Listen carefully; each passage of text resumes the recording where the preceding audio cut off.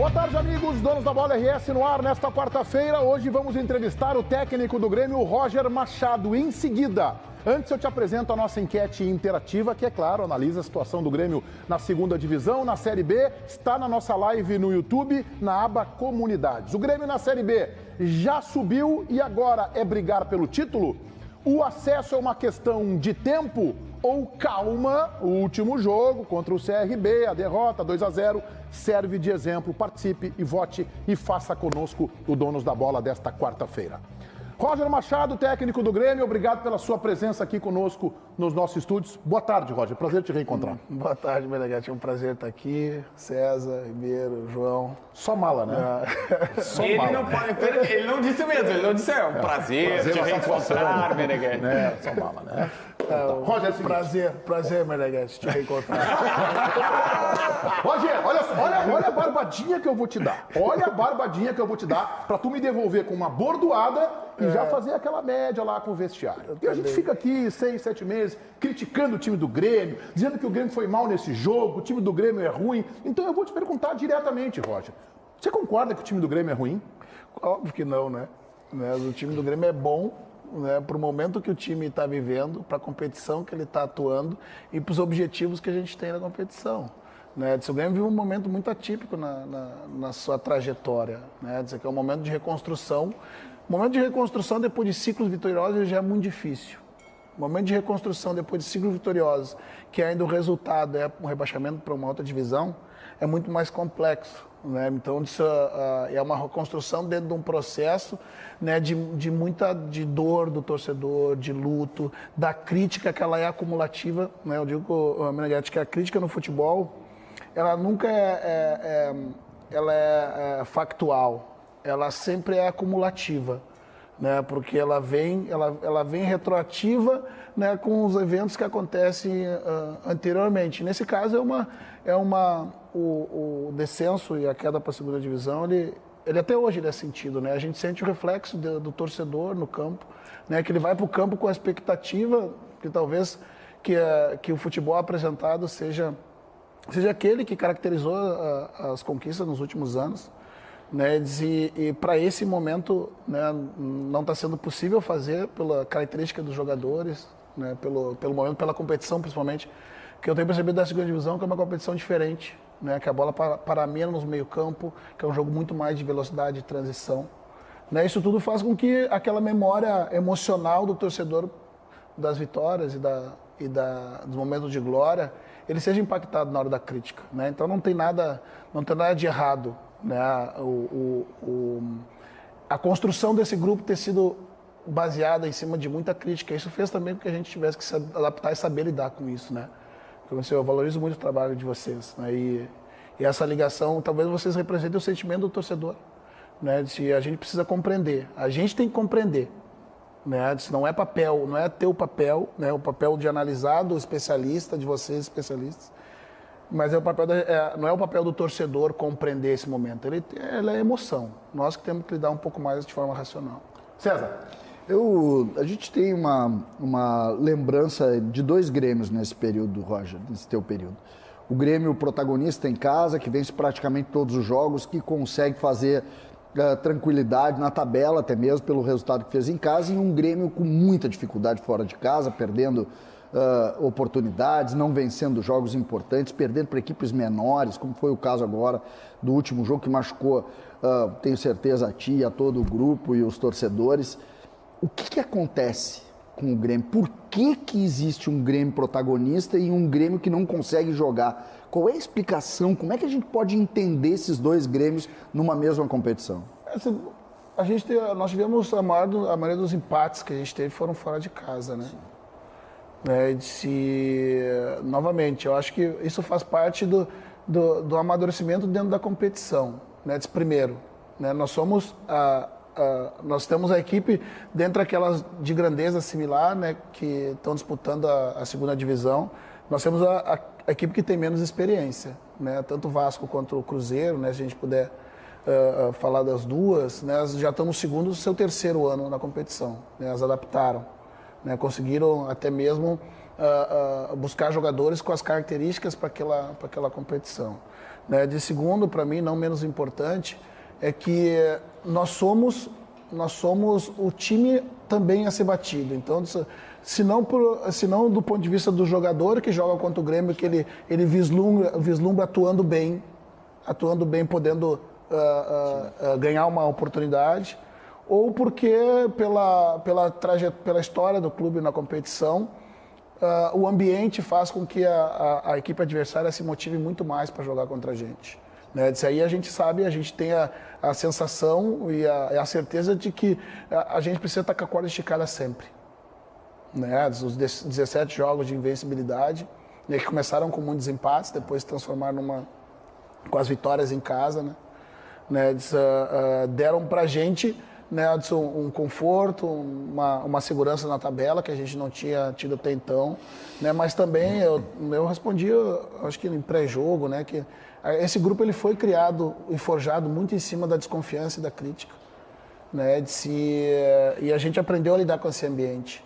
Né? Agora que o ambiente está buscando mudar, já calculando por vezes o acesso, isso tudo mexe com o grupo de jogadores. Eu também penso que a gente está devendo, do ponto de vista fora de casa, né? Melhores atuações, mais seguras, né? Os resultados mais sólidos. Né? Mas se a gente partir do princípio de empatar fora e ganhar em casa, a gente sobe. Né? Não tenho dúvida disso. Ribeiro. O Roger Ampassan já falou a respeito desse déjà vu, né? Ele fez uma lembrança, né, que agora não é possível. Algo que você fala muito aqui no programa, né, Ribeiro? E que Roger, na minha opinião, amparou a grande aceitação do torcedor quando chegasse, e está impressa também. Então, uma coisa é a realidade que vocês expôs aí, a outra coisa é a magia do futebol, que o torcedor e até a imprensa, eu, por exemplo, né, fiquei imaginando, meu Deus, o Roger volta, o Grêmio vai voltar a aprender a jogar. Você colocou aí as limitações, as diferenças, vou dizer, as limitações é de minha parte. Eu também acho o time do Grêmio o ruim, acho que ele é limitado para o potencial do clube em relação aos outros concorrentes. E até acho que você tem um prejuízo, que alguns jogadores têm valores cognitivos um pouco baixos para entender o que você quer colocar em campo. A pergunta que eu te faço é a seguinte: se você ficar em 2023, Roger, você desejaria tentar implantar aquilo que motivou o torcedor a querer o seu retorno? Aquele estilo de jogo, montando um grupo para isso? Ribeiro, ótima pergunta. Né? Eu vou ter que retroagir novamente. Né? Lá em 2015, quando eu cheguei no Grêmio, né, eu não tinha ideia de jogar, por exemplo, com um falso 9, com um Luan de falso 9. A circunstância, a leitura daquele grupo, né, talvez a maior virtude que o treinador tenha dentro do futebol brasileiro, ele conseguiu o mais rápido possível identificar uma maneira de jogar.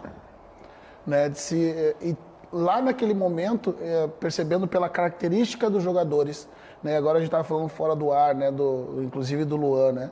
A carteira de jogadores, o Luan jogando naquela posição, né, que faz com que você tenha perto da bola uma superioridade numérica, que faz você garantir a posse de bola, somado à característica do Michael, que é um volante que normalmente o volante muito bom toca 80 vezes na bola, 90 vezes na bola. O Michael tinha 140, 150 ações por jogo, equivalia a 2 jogadores quase no meio campo. Então, foi uma combinação de fatores que ajudou. Claro, depois que a estrutura está montada, tu começa a captar jogadores e mesmo o ambiente do futebol, empresários, né, captadores, começam a perceber, esse jogador parece com quem? Ele parece com o Michael. Onde é que ele vai jogar? Indica ele pro Grêmio. Tem um zagueiro igual o Pedro. Pô, esse aqui parece o Pedro, tá lá no Nordeste. Como é que tá? Traz pro Grêmio. Daí tu começa a criar peças de reposição para esse modelo. Então, primeiro, no Novo Hamburgo eu já busquei fazer isso, né, ter um jogo apoiado de pós-bola que é o que eu também privilegio. Eu trabalho muito o jogo de posse de bola, né, e jogo apoiado nesse momento. Porém, a característica dos jogadores faz com que seja adotado um outro perfil. Agora, respondendo a tua pergunta final, talvez nem o treinador da seleção brasileira consiga escolher a forma de jogar, ou adaptar o que ele deseja para fazer no jogo. Porque por vezes tu vai ter que lidar com uma geração de jogadores bons e tu diz, não, eu não vou convocar esses que são craques porque eles não se enquadram no meu modelo. Não, eu vou ter que criar um modelo para abranger os craques de toda essa geração. Né? Então é muito difícil a gente dizer que permanecendo no que vem eu gostaria de fazer, porque a gente vai ter que fazer mudanças. Né? A mudança depende muito de capacidade financeira. Né? Hoje a gente tem um grupo jovem, né, que a gente está trabalhando junto com a base para tentar, independente da permanência do treinador, eu sempre digo, a gente trabalha hoje para se manter estável no cargo, mas a gente tem que pensar, deixar uma estrutura para que o clube se desenvolva. Então é muito difícil responder essa pergunta. Eu penso ter crescido como treinador, né, quando eu trabalhei no Bahia. Né, porque em certa medida, quando eu fui para lá, eu fui contratado, né, para fazer o clube ter mais o domínio do jogo através da posse. Né, mas eu percebi, à medida do contato com o grupo de jogadores, e que aquela seria a característica do nosso grupo, que eu não conseguiria fazer. Então, tu viste que ficou aquela imagem presente, carimbada em ti, né? Exatamente. Então, o que eu fiz? Eu joguei contra a Grêmio, eu só fiz um time. O que eu dei? Eu fui buscar no meu grupo. O que eu tenho? Qual é a característica dos meus jogadores? Cara, eu tenho 5 volantes, né? Então eu tenho uma estrutura para mudar. Eu tenho 4 jogadores de beirada rápido. Né? Eu tenho laterais que são bons na linha. Né? Tenho um centroavante, que era o Gilberto Ocasião, que é rápido também. Então eu tinha 3 pernas de velocidade rápida na frente, com uma estrutura rápida de retomada da bola rápido. Né? E aquilo fez... Durante o primeiro momento, eu juro que nessa construção, quando eu vi o adversário ter mais a bola que eu e rondar a bola perto da minha área, me gerava um mal-estar. Né? Mas eu acabei percebendo, Ribeiro, que ter o controle da bola é uma coisa, ter o controle do jogo é outra. Né? Eu posso não ter o controle da bola, né? Ter o controle dos espaços, ter 30%, 40% de posse de bola e finalizar mais com o adversário, porque eu vou estar em melhores condições. Né? Então, hoje eu me considero mais completo em função disso. Né? Mas isso não quer dizer que no futuro eu não possa novamente desejar fazer ou encontrar um ambiente que me proporcione fazer o que eu fiz no passado. Aconteceu um jogo que ilustra isso agora, final de semana em Porto Alegre. O Inter teve contra o Fluminense 35% de posse de bola e ganhou o jogo por 3-0. Ilustra o que tu estás falando. JB, a tua pergunta. Para completar, o Mando na coletiva disse exatamente isso, que via o Inter falando em jogar mais propositivamente no campo adversário e contratando atacantes. Ele disse assim, não é de velocidade pelos lados. Ele disse assim, não é bem isso que a gente precisa. Até o Mando disse, a gente pode evoluir e no próximo ano, na próxima janela, contratar jogadores com esse perfil. Mas, Roger, assim como o Meneghetti, eu não posso pipocar. Vamos lá. Tem uma coisa que me incomoda bastante. Vamos lá. E que eu já citei aqui, então eu tenho que fazer na tua frente também. Ótimo. Por que tantas vezes citar que tem 30 anos de profissão? Eu tenho 30 e poucos de idade, então tu tem mais de profissão do que eu de idade. E muitas vezes colocar como se a imprensa não te entendesse. Porque várias vezes tu cita a imprensa, a crítica pública, vocês, tal.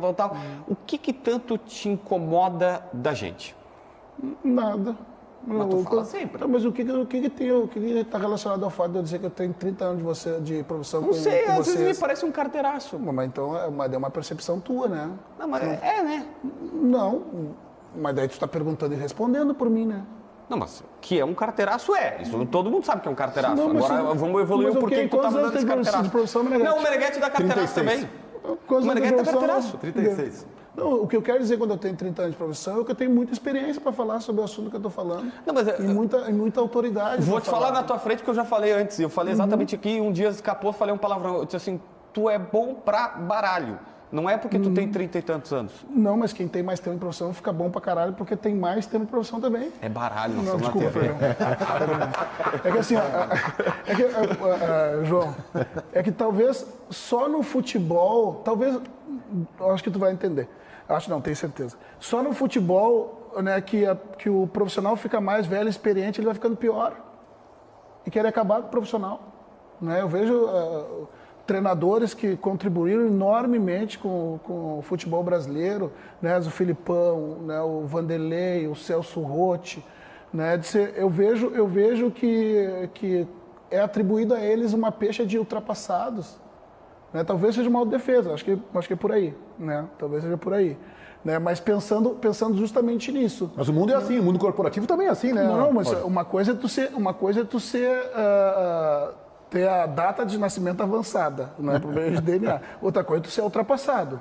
Claro, são coisas diferentes. Concordo, mas tô dizendo, no mundo corporativo, você vai ficando velho, ih, tá velho, tá ultrapassado, não sei o quê. Mas depende... Os caras já querem tirar da ancoragem do programa, porque é que eu tô velho aqui também. Exatamente, depende de a gente se manter atualizado. Isso. Né? Eu sinto muito, para mim, dois profissionais, para mim, eles traduzem muito isso. Né? Um acabou de se transformar do campo, que é o Paulo Autuari, né? que tem mais de 40 anos como treinador de futebol e fala e faz futebol há 40 anos e evoluiu da mesma forma. E agora, né, na segunda divisão, eu enfrentei talvez o treinador mais longevo do futebol brasileiro, que é o Hélio dos Anjos. Né? Quem olha as equipes do Hélio hoje, né, e eu tive a oportunidade de ser jogador do Hélio, percebe essa mudança de conceito e metodologia que faz com que ele se mantenha atual hoje. Né? Então, em função disso. Talvez seja uma defesa, né? Quando a gente fala em 30 anos, mas para mostrar que a experiência, o tempo de experiência, ele não vai deixando, os cabelos brancos não vão deixando pior, eles vão deixando melhor. E segundo, qual que era? Que você falou? Que era isso que eu queria completar. Vou tirar, aí eu já vou colocar uma sensação minha, tu fala se é isso. Às vezes tu cita tanto a gente, porque vocês, como se nós não entendêssemos. Aí eu acho que tu comunicaste muito bem na última entrevista, numa pergunta do repórter Rodrigo Oliveira, que foi na linha seguinte: Roger, tu não tá jogando com o que tu pode, com o material que tu tem, na competição que tu tá. E eu acho que a impressão que eu tinha é que tu ficava até chateado que a imprensa não conseguia entender isso e traduzir para o torcedor. Exato. Eu acho que, para mim, o papel da imprensa, de vocês analistas, né, do jogo, ele é justamente ser o meio do caminho. Né? Por vezes há uma crítica da forma como eu construo meus raciocínios de forma mais sofisticada na linguagem relacionada ao jogo, porque foi a construção que eu fiz desse conhecimento. Para mim, exatamente, vocês têm esse papel de traduzir, ser a ligação do treinador com o torcedor. Agora, se vocês não estão conseguindo alcançar o conhecimento que eu tenho, ou a forma como... não é um problema especificamente meu. Né? Quem tem que buscar esse conhecimento, né, são os especialistas. Senão também eu vou ser obrigado a concordar a partir de agora com alguns colegas que falam que, ok, é muito bom o intercâmbio de treinadores estrangeiros, mas então vamos intercambiar também comentaristas para a gente levar o nível da discussão do futebol no Brasil. Né? Que eu não acho que seja o caso. Né? Porque profissionais que nem tu, que é o mais jovem de nós todos aqui, né? A tua trajetória não é pequena. Eu te conheço quando tu tinha o teu blog e falava de futebol. Né? E isso foi o que fez com que tu chegasse aqui hoje, a tua capacidade. Né? Porém, quando eu falo do ambiente externo, né, eu estou falando de um todo, mas é claro que eu estou me dirigindo àqueles da crítica especializada, né? Que para mim, de novo, são os que têm que pegar a minha informação, depurar e transmitir para o torcedor. E não, muitas vezes, buscar invalidar a minha opinião, o meu posicionamento como uma crítica que tu diz que se tu não entende, ela é inválida. Né? É isso que eu questiono só, né?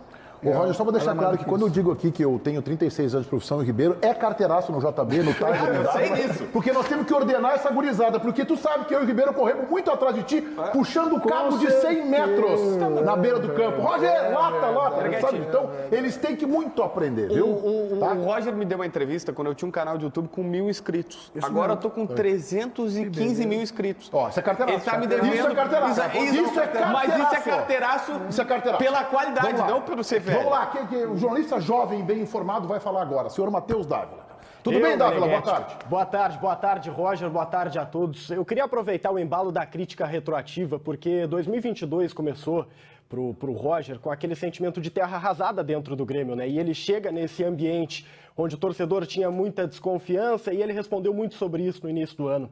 O que eu queria saber é que essa semana nós tivemos uma entrevista do Thiago Nunes, que passou pelo Grêmio, onde ele fez críticas ao trabalho interno. A tua preocupação hoje, Roger, é apenas o campo ou você ainda precisa administrar erros estruturais que foram gerados naquele ano do rebaixamento? O teu dia a dia é só gramado? De novo, toda a equipe que passa por um processo de rebaixamento, ele já começa essa reestruturação quando cai, né? Então, quantos jogadores saíram dentro daquele processo? Né? Quantos processos, né, eles tiveram que ser revistos? Né? Se há algum processo que ele contribuiu de certa medida para que o rebaixamento ele fosse uma realidade para o clube, é preciso a gente rever esses processos. Né? Eu já cheguei depois do trabalho iniciado no começo do ano e as coisas já estavam, né, num caminho que me permitiu dar continuidade, né? Fiz as minhas avaliações, né? Olhei o meu elenco de uma forma geral, principalmente os mais novos, né? Isso é uma questão que ela é bem importante. O ano passado eu me recordo, estando de fora, né? Eu lembro que falaram muito que o vestiário era rachado, né? Antes dos mais novos, os mais velhos. Né? O que a gente precisa entender, e eu falei muito isso, né? Talvez fosse para passar uma mensagem, né? Diz que o jovem ele era a nossa esperança, não era a nossa solução. Né? Porque o grupo do Grêmio era um grupo muito jovem, né? Com uma expectativa muito grande, e a gente sabia que o peso de uma segunda divisão ia ser muito grande para os ombros daqueles meninos. E a gente precisava fortalecer com jogadores alguns deles que tinham permanecido desse ano, né, e gozavam de um grande prestígio. A gente está falando do Kahneman, né, que ficou fora um tempo, principalmente do Jeromel, né, Breno e Chapecó, que embora jovens têm um grande peso dentro do clube, né, para que eles fossem o alicerce.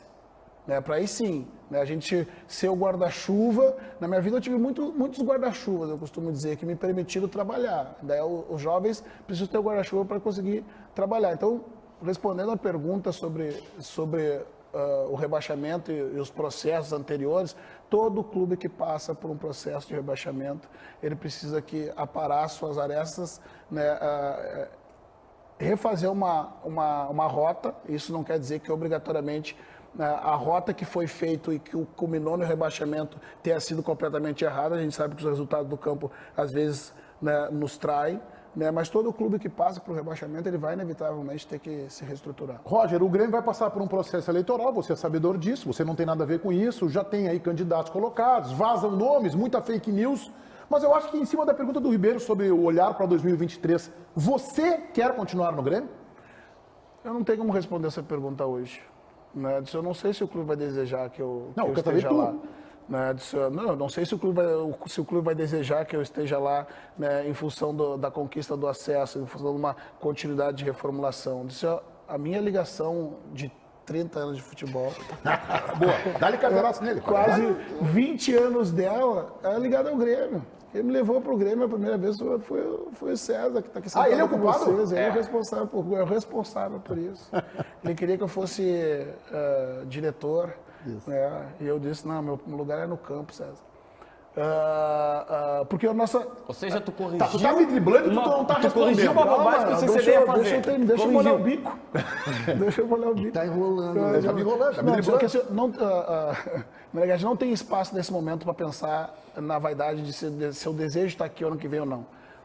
Toda a energia tem que ser drenada e direcionada para a conquista do acesso. Né? 20 anos de trajetória ligada a um clube não é pouca coisa. Né? Então, isso aqui eu me sinto em casa no Grêmio. Né? As pessoas sabem do carinho que eu tenho pelo clube. Desejar, eu desejo sempre. Mas tem outras coisas que vão impactar no meio desse processo. Tem 2 meses, né? Estamos falando de 2 meses. A eleição é quando? Para definir mês em novembro. Um dia depois do último jogo. César, pergunta para o Roger, por favor. Eu tenho, Roger, eu estava mais ou menos nessa linha, sabendo do teu desejo, fico feliz que tu tenha o desejo de continuar no Grêmio, já imaginava a resposta. Mas eu preciso entrar ainda nessa casa de 30 anos. Porque essa casa de 30 anos, tu viveu uma glória lá na década de 90 como jogador, depois glória também como treinador lá naquela construção do time, e agora eu nunca vi um Roger tão pressionado como em toda a vida dele nesses 30 anos de casa. Porque é verdade. Eu pressiono, o Ribeiro pressiona, o Meneghetti pressiona, o JB pressiona, o torcedor pressiona e a gente sabe disso. Como é que o Roger recebe, tendo toda essa história no Grêmio, uma pressão tão grande de todo esse ambiente? Ah, é muito mais difícil para mim, né? Sem Sim, dúvida. imagina. Sem dúvida. Primeiro Não porque, faz ideia como é ruim de criticar, Roger. Primeiro porque eu tô em casa, né? Tirando o aspecto de futebol, eu tô de casa. Em casa. Né? Eu estou na minha casa. Né? Estando aqui ou não, semana que vem eu vou ter que sair na rua. Vai. Né? E dependendo do sucesso que acontecer em campo, eu serei cobrado por isso. Né? Então isso vai colocando algumas camadas, né, de pressão, né? Mas muito maior do que a pressão do ambiente, de vocês, é a pressão que a gente sente, né? Que a gente se coloca. Né? Então, de fato, é um momento que eu me sinto mais pressionado. Eu me cobro. Eu me cobro. Né? Claro que ela é impactada pela opinião externa. Né? Eu não tenho, eu falo para minha família, se você sofre mais do que eu, né? Porque eu aprendi durante esses 30 anos, vivendo com a crítica, conseguir separar um pouco. Né? Eu digo, a gente é vários papéis na vida, né, César? Aqui eu estou com um papel de entrevistado, eu tenho um papel de treinador, em casa eu tenho um papel de pai, com meus irmãos eu tenho um papel de irmãos. Né? Eu separo aquele papel de treinador, mas as pessoas que convivem comigo, você sofre mais do que eu, porque eu não vejo, eu não leio, né? Não escuto. Mas tu não lê por isso. Para me proteger. Quer dizer que tu não nos xinga, então, ao meio-dia? Nunca nos xinga? Não. Estamos tranquilos. Quem me falou agora quem me brifou foi o Igor. Só, o Meneghetti passou 6 meses te dando pau. Isso aí. Né? Isso aí. Então eu fiquei sabendo agora, vindo pra cá. Porque assim, eu falo eu digo, a crítica, eu entendo muito bem que o que vocês fazem em ligação com o torcedor faz um jornalismo esportivo. Só que tem um erro sério aí que a gente tem que corrigir. O Igor cometeu uma fake news. Quem te elogia no programa é o Meneghetti. Não, eu queria que ele fosse pro Inter, inclusive. Né? Mas Eu acho. Olha lá, o Igor tá dizendo que não. Fake news. Vai comprar pro assessor, é sempre assim, cara. Eu sempre sou possessor. E aí, o que eu queria dizer é o seguinte, terminar dizendo o seguinte, da mesma forma que eu entendo que a crítica ela não é errada, mas ela é imparcial, que ela desconsidera o contexto. Então eu não vejo nada. Quando as pessoas, eu estou te mandando, o cara está falando bem disso. Não quero saber. Né? Porque se da mesma forma, se eu entendo que a crítica ela é por vezes parcial, né, incompleta, porque ela não tem o contexto que quem faz futebol faz, eu também tenho que entender que na hora da crítica positiva ela também é parcial. Sim. Né? Então tem uma então, que tu vai ter que responder. Não sei se tu sabe ou não, acho que o Bagir sabe. E ela não é regional, ela é nacional. O Roger faz bons trabalhos, mas não tem fôlego. Chega um momento que ele não consegue segurar. Ou é o vestiário, ou o time cansa. É um carimbo que é colocado na tua trajetória de pouco mais de 10 anos como treinador. Auxiliar do treinador. Você concorda com isso? É injusto ou o jornalista não conhece o contexto, Mas sabe, como você é disse? completamente injusto, Ribeiro. Sabe por quê? Porque outro dia me perguntaram a respeito, lá na Bahia me perguntaram a respeito disso. Viu? Né? Sabe o que eu respondi? Eu estava em Salvador. Sabe como é que é feita a avaliação do trabalho do treinador de futebol no Brasil? Se é a mesma coisa, tu pegar a tua esposa e ir para o Nordeste em julho, onde é o mês de chuva, né? E no Nordeste são 330 dias de sol por ano, tu pega uma semana de chuva e tu volta para Porto Alegre e diz que tu nunca mais vai no Nordeste porque lá só chove. Então o que acontece é que o treinador de futebol ele fica 5 meses no cargo e ele cai por uma janela de maus resultados, né? Se o trabalho dele é avaliado pelaquela janela de uma semana que choveu. Né? O dia eu falei assim, eu tô louco para fracassar, cara, eu não consigo fracassar. Né? Disse, porque não me permitem, pô. Né? Eu saio antes, me deixa fracassar, pô, para tu poder tecer essa crítica. Né? Os meus últimos empregos, né? Eu saí, por exemplo, em oportunidade classificado na Libertadores, classificado na Copa do Brasil e um estável no Campeonato Brasileiro. Ainda bem que eles mudaram a decisão, por exemplo, da Copa do Brasil, que eles tinham botado lá para o final do ano, eles botaram de volta para o meio do ano. Sabe por quê? Porque quase nenhum treinador ia chegar lá no final do ano para disputar uma competição, porque cairia numa instabilidade de uma dessas competições. Né? Agora, se tu ganha a Copa do Brasil, tu ganha o fôlego para chegar até o final do ano, independente do que vai acontecer. Né? Mas eu sou louco para fracassar, né? Para poder aprender como é que é isso, né? Mas, né, infelizmente, eu sou demitido nessa janela de chuva. A última é do JB, que a gente tem que liberar o Roger, porque ele tem um jogo que é uma barbadinha no domingo. Ele vai pegar o Cruzeiro lá do Pesolano. Roger, tu não me tropeça com o Cruzeiro, senão aqueles caras donos da bola vão lá, depois te dão o pau e eu tenho que te defender. Tá? Tu não me tropeça com o Cruzeiro. Tá, ele tem que ir lá dar treino. Vai lá, JB, a última. Não, rapidinho aqui, ó. Eu acho que tu vai se sentir de alguma maneira confortável. Confia em mim, o presidente Romildo foi nessa linha. Dizendo o seguinte, ó. Confia em mim, é ótimo. Confia em mim, é maravilhoso. Vem comigo. Assim, ó, o presidente foi nessa linha dizendo, ó, pro ano que vem vai ter que ser... O elenco, e tu foi mais ou menos assim, ó, nós temos um elenco para a Série B. Para 2023, estando aqui ou não, tu é o cara que conhece tudo que está acontecendo lá no vestiário. Tem que ter muito reforço, tem que mudar muito, tem que trocar. E eu acho que o jogador não vai se sentir ofendido porque os caras sabem o que está acontecendo. Qual é teu pensamento para o Clube Grêmio para 2023? Não posso fazer essa avaliação, desculpa, JB. Não vou fazer porque o objetivo desse ano, o objetivo do próximo ano passa por esse ano. Passa pelo acesso. Mas vai subir. Né? Agora você está acreditando. Mas eu sempre acreditei. Eu sempre acreditei.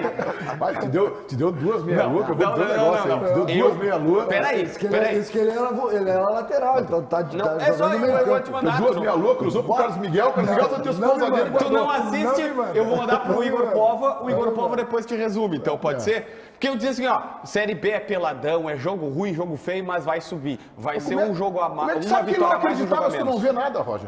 Como é que sabe que ele não acreditava? Tu não joga verde, não. Gente, eu preciso fazer uma sacanagem antes de liberar o Roger. Porque tá tendo uma grande notícia de Porto Alegre hoje, tá do lado do Internacional. Te serve o Edenilson? Ô, César. Te serve? Diz que sim, tá? Só dizer, diz que sim. Diz que sim, tá? Diz que sim. É perto, é umas ruas ali no condomínio. Chegar lá, bate na porta. Eu vai terminando. Não tem como fazer essa avaliação. Né? Nós vamos focar no acesso. Né? Nós vamos subir. Nós vamos subir, é isso aí, Roger. Não tem dúvida. Tu tá me garantido agora. Viu? Fica feliz, JB. Não, eu tô garantido já. Não. Roger, obrigado pela tua presença aqui conosco. Desculpa as brincadeiras. Sabe que o acesso do Grêmio para a imprensa, seja colorado ou gremista, é importante. A gente vive disso. Então a gente tem a convicção de que tu vai cumprir essa missão. Obrigado, gente. Tá? Valeu, obrigado pelo programa. Um abraço. Bom rever vocês. Fazer muito O JB também? Foi bom rever o JB? Claro que foi. Claro que foi. Mas é óbvio. Dei entrevista num canal de 1000. Agora precisa me chamar para os 300 mil. Deu um carteiraço em nós todos aqui que está com 300 mil. Foi eu que fiz o canal dele subir. Exatamente isso. Boa.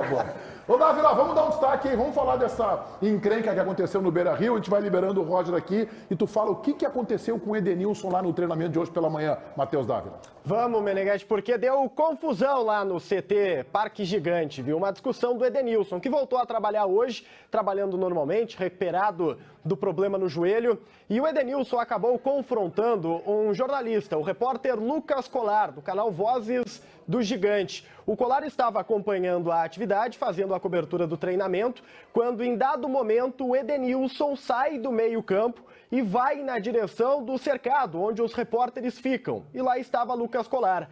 Com o dedo em riste, o Lucas Colar foi confrontado pelo Edenilson. Disse o Edenilson o seguinte, as palavras dele: toma mais cuidado.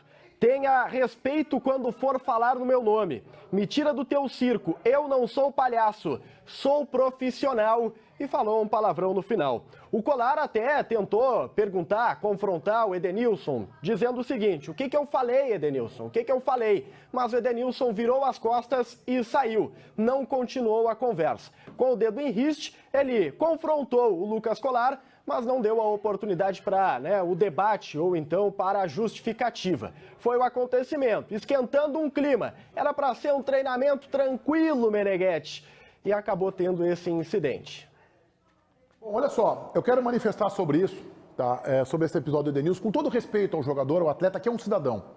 E que teve respaldo de quase 100% da imprensa do Rio Grande do Sul nesse episódio de racismo do Corinthians, por exemplo, e que muitas vezes foi elogiado, e talvez a imprensa do Rio Grande do Sul tenha empurrado o Edenilson com tantos elogios até ele ser convocado pelo Tite para a seleção brasileira. Mas eu não acho legal a atitude do Edenilson, por mais razão que ele tenha tido, de chegar com o dedo em riste num jornalista, no caso no Lucas Colar do Voz do Gigante, com o dedo em riste, sem inclusive dizer a que ele se referia. Agora, dentro de um processo democrático, desta relação da imprensa com os protagonistas, que em última instância são os jogadores, ele tem o direito de questionar, de colocar o seu argumento, de ir lá e dizer, olha, não gostei do que tu fez, estou me referindo a isso, não foi legal. Agora, esse tipo de atitude dele permite que talvez um jornalista um dia também coloque o dedo na cara do Edenilson. E mais do que isso, pode permitir que um torcedor do Inter, atitude que eu condeno, vá lá intimar o Edenilson sem dizer nada, colocando o dedo na cara do jogador. O que eu condeno. Eu acho que o torcedor tem o direito de vaiar, de aplaudir e até de xingar, o futebol permite, embora eu não ache legal. Quando eu vejo um palavrão daqui, bancada, aquilo aí, um jogador xingando com termo de nível baixo, me agride um pouco, eu não acho legal. Mas o futebol se permite a isso. Então, o Edenilson poderia chegar no jornalista e questionar, e argumentar. Agora, a maneira como ele fez foi equivocada. Parece que ele estava ameaçando e desafiando. Ribeiro, eu quero te ouvir sobre o episódio, sobre o destempero de Edenilson. Eu vou dizer o seguinte, inclusive gravei no meu humildezinho canal, né? Boa. Há pouco você estava vendo que eu gravei. Isso, eu vi. Já está no ar? Está no ar, Então tá bom, todo mundo lá.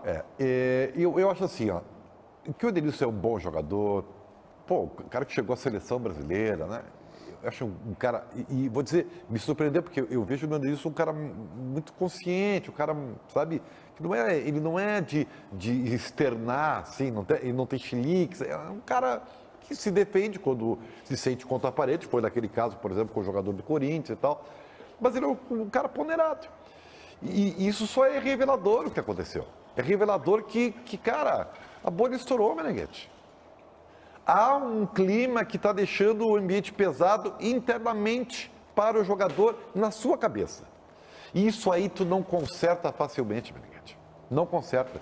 E eu vou dizer, para mim o episódio de hoje demonstrou que realmente está na hora de ele sair, respirar novos ares. César, quero te ouvir.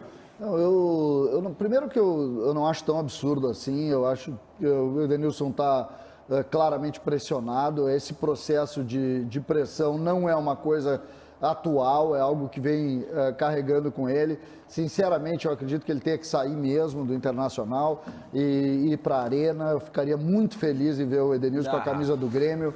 Não, porque bom jogador, tem que criticar os ruins, cara. Parece o Grêmio critica os bons também. Esse aí não tem que criticar, tem que criticar os ruins do Inter. Os ruins do Inter ninguém toca. Os bons é uma guerra contra eles. E isso não vamos dizer que é a imprensa, que não é. É em cima de um jogador que tem um histórico de dificuldade aqui, mas que não passa por ele. O Internacional produziu times ruins nos últimos anos e o Edenilson talvez seja uma das poucas boas notícias.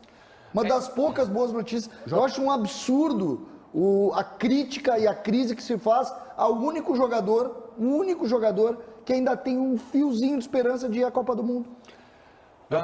Eu já vou chegar no assunto que é o Edenilson com o repórter, mas antes eu quero só pegar esse teu gancho aqui. A torcida do Inter não ganhava e aí elegeu Rodrigo Caetano, Marcelo Medeiros e os dirigentes como os vilões. E aí eles eram os culpados, entrou o presidente Alessandro Barcelos e parecia que por muito tempo se falava como se essa direção fosse... eu não acho que eles são ruins, não é isso, só que eles fossem os salvadores da pátria. Aí daqui a pouco o Inter começou a não ganhar e teve um ano que de fato foi ruim, né, recentemente. E aí se elegeu o Patrick, o primeiro Dourado, depois Patrick, Cuesta, Lomba, esses caras são os frustrados. E agora não ganhou e o alvo está no Edenilson. E depois o alvo vai estar, se não ganhar, e que é possível que não ganhe, o alvo vai estar no Mano Menezes, e aí depois vai ir para outro. Sabe qual é o grande problema? É que o Inter não ganha. O Lomba saiu do Inter e vai ser campeão do Palmeiras. Ou qualquer outro jogador que sai, porque o cara sai... Não, CCD. Eu estou dizendo que a instituição, o Inter como um todo está falhando e o torcedor vai... E só vai mudar o culpado. E daqui a um pouco já está chegando no presidente. O torcedor já está indo. Já está. Já chegou a hora.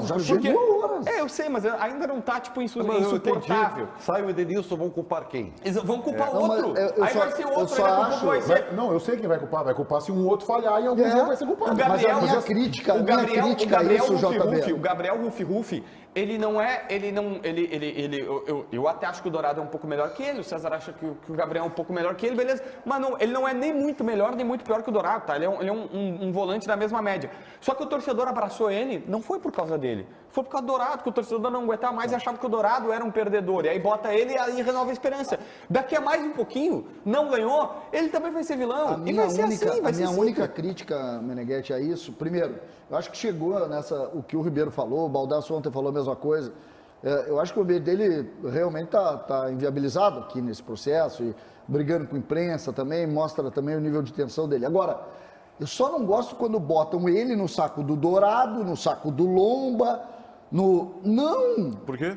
Porque ele é melhor do que esses caras. Mas não é por ser melhor ou pior que eles estão nesse carimbo. É porque perderam. Tá, mas o César, e o fato dele ser melhor, tá? O fato dele estar, como tu está dizendo, no radar do Tite para a Copa do Mundo, na minha opinião, poderia ser ele, poderia ser o Renato Portaluppi ou o D'Alessandro. Eu acho que ele errou na atitude, eu tô me reportando na atitude. Eu acho que eu também concordo que o torcedor do Inter marcou excessivamente o Edenilson, eu acho que foi a um certo exagero. Mas ele não tem o direito de chegar com o dedo em riste, sem inclusive, eu acho assim, ó, nós vivemos num mundo civilizado, mas podia chegar lá e conversar e até cobrar do repórter, se ele se acha no direito, porque eu, por exemplo, não sei qual foi a cobrança que ele fez. Eu não sei, e talvez eu até dê razão pro Edenilson. Eu sei talvez qual é eu até no mérito. Eu sei qual é a cobrança.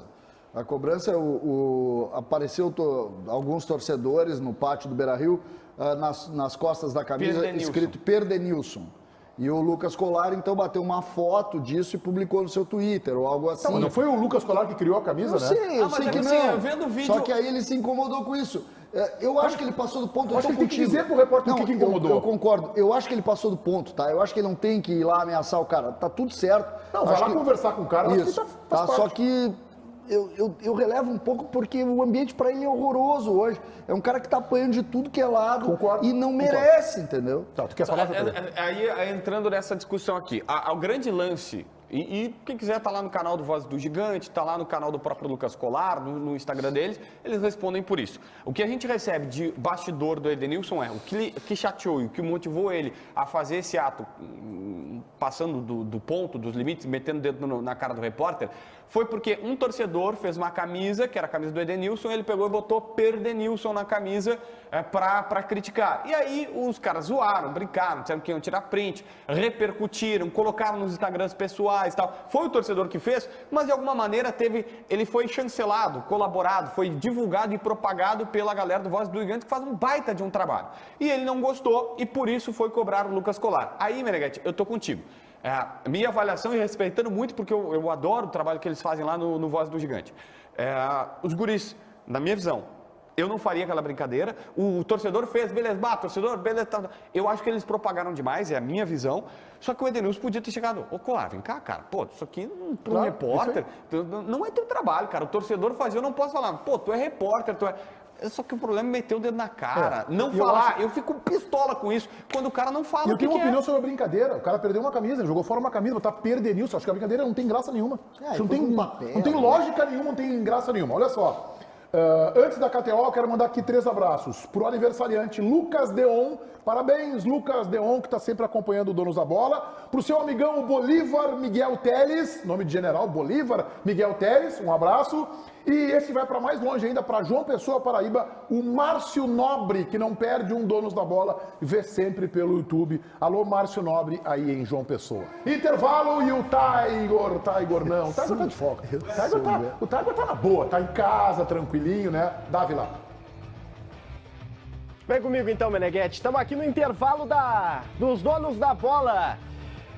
Deixa eu ver quantos tem aqui. Temos 17 mil no nosso chat. E eu quero teu like, cara. Quantos likes nós já fizemos aqui? Deixa eu ver. 2 mil. Pô, o Roger veio aqui. O Roger conversou com vocês, conosco. E só tem 2 mil, cara. Senta o dedo no like aí, enquanto eu leio as mensagens. O Juan Gomes. Vaza Edenilson. Valeu, Lucas Lopes, que tá dizendo Galos da Bola. O JB inventou um jogo hoje, né? Um jogo bom, inclusive. Samuel Magro. Olha o Dávila. Fala, Eduardo Machado. O Mauro Domingues também tá fazendo um elogio. O Guto tá dizendo corporativistas da bola. Cara, quando a gente reclama, tá, e condena que torcedores coloquem o dedo na cara de jogadores, a gente não tá sendo corporativista aí. Então, quando, né, o jogador bota o dedo na cara da gente, a gente tá sendo só coerente em criticar. Emerson Martins, é isso aí, cara. Pessoal aqui com muita vontade. Diego Bernardes, fazendo elogios ao Ribeiro Neto, viu? No combate ali com o Roger Machado. Roger já foi, gente. Roger treinou de manhã, veio aqui, deu a entrevista dele, agora de tarde vai pensar no Cruzeiro de novo. Quando o Mano voltar, eu dou like, é o João Vargas. Vai demorar. Vai demorar. Eu vou falar sobre a sequência de jogos do Inter, viu? Porque o Inter só joga segunda-feira, o Pedro tá dizendo aqui no ponto. Dávila, tu dá carteiraço? Não. Flávio Five. Mal tenho carteira, mal tenho currículo pra isso. Fala, Júlio Rec. Grande abraço. O Perdenilson não pode ficar brabo, disse o Gerson. Não pode chamar de Perdenilson. Tá? Não pode. Vamos parar aqui, volta pra lá. Dávila, vamos falar da renovação do técnico do Inter, por favor? Porque a eliminação na Copa Sul-Americana, Meneghetti, não tirou o otimismo desta renovação acontecer. As conversas seguem lá no CT Parque Gigante. E a ideia é que nas próximas semanas o novo contrato de Mano Menezes possa ser assinado. O atual vínculo vai até dezembro deste ano, então tem tempo. As conversas continuam e o Mano é o cara para comandar o Inter em 2023. Esta, pelo menos, é a visão da direção. Vamos pular. Muito bem. É uma questão que o Tiger hoje falando na Atualidades Esportivas, primeira edição, Ribeiro, que é muito curiosa. Porque o Inter, o Tiger deu esse bastidor, estava preocupado com a possibilidade, não preocupado, o Inter queria ganhar a Sul-Americana, mas isso poderia inflacionar o salário do Mano Menezes. Agora a renovação vem num outro patamar. Mas tá, a gente está vendo uma coisa boa num problema futuro. Eu acho que eu preferia o Inter ganhar e ter um problema, tá? Mas o Mano assim, já ganha bem. Peraí, Ribeiro. O Mano já ganha bem. Não.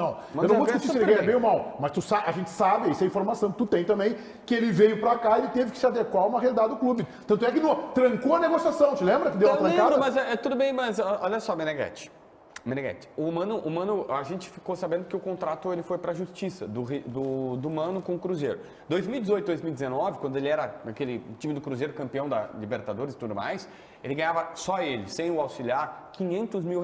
E para 2019 subia para 600 mil.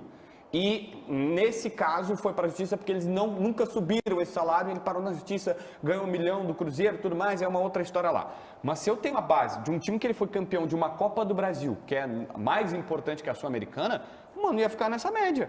Porque o Mano, ele é um pacote sozinho. É ele e o auxiliar. Não, tudo bem que é o pacote sozinho, ele é o auxiliar. Só quero dizer o seguinte, para a direção do Inter, se há alguma esperança, e tu falasse sobre isso ontem no Donos da Bola na rádio, que hoje tem de novo às 7 horas, na Rádio Bandeirantes, o JB falou que ele acha que o Inter, pela primeira vez, está mostrando que está sinalizando que está no caminho certo. O JB não está olhando para 22, está olhando para 23. Se há alguma esperança disso, aí é uma leitura minha, ela atende pelo nome de Mano Menezes.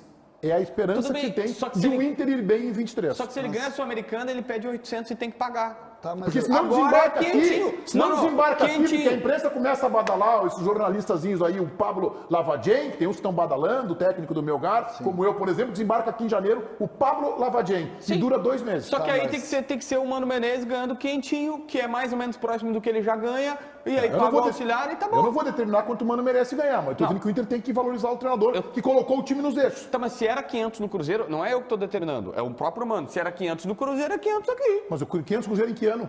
18, que ele ganhou a Copa do Brasil. 4 anos depois, vão ser 5 anos depois. Não sei. Bom, mas a gasolina tá barata. Eu tô vendo. Meneghetti não tem nenhuma discussão para mim.